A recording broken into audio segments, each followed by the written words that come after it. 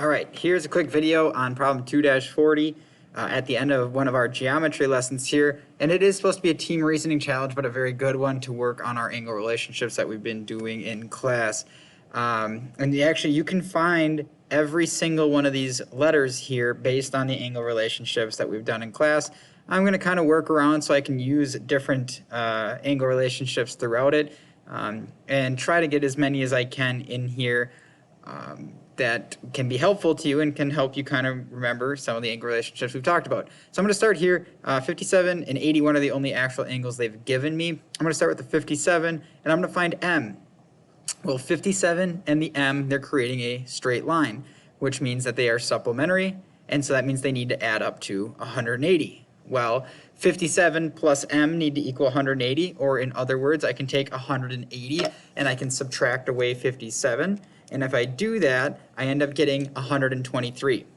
So this right here is 123. Okay. M and H, they have this vertical angle relationship. We know vertical angles to be congruent. I call them parking lot angles from time to time. And so that means this one must be 123. Now, K, there's two different ways you could find it. It is a supplementary angle to H, or it's a vertical angle to the 57. Either way, no matter which way you go about it, this is going to be 57. It would be the same as its vertical angle, or 57 plus 23 is again 180, forming this straight line. Okay, what else can we find here? We could probably start working on a few of these other ones. They're kind of strange, but it looks like 123 and R here. That is a transversal cutting parallel lines, and we now know, or we do know, that the same side interior angles, R and H, are going to be supplementary. Okay, so that means R must be 57. Nice.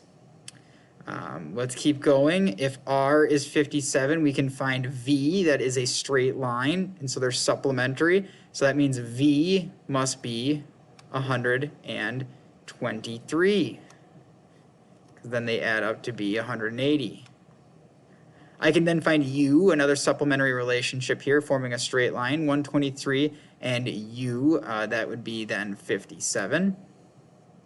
Look at it, I've only used 57 and 123 this whole time. What else can I do then? Okay, a good one to bring up. 81 is down here. This is, again, a transversal cutting parallel lines. 81 and Q, that is that corresponding angle relationship. So that means this is 81, and now I can probably do the rest of these. Because if this is 81, then I can find F, that is a supplementary relationship. So what number is going to work there? I believe it to be 99. So 99 for F, because 99 plus 81 is 180. I have this vertical relationship again. Vertical relationship could give me 99 here. Vertical relationship with the 81, that's 81. And then finally, I'm looking at this triangle, 57, 81, and S. And what I'm going to do is use the Triangle Sum Theorem so that I can say a triangle needs to add up to 180. Well, 57 and 81, they combine to be 138. That leaves me with 42 degrees to work with down here. So that must be 42, so that the triangle is 180.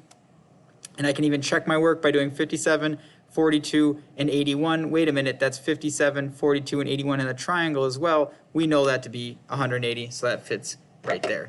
Okay, there's the video for 2-40. There's other ways to go about it, not just those angle relationships. If you find it a different way and you have these same right answers, you're doing something right.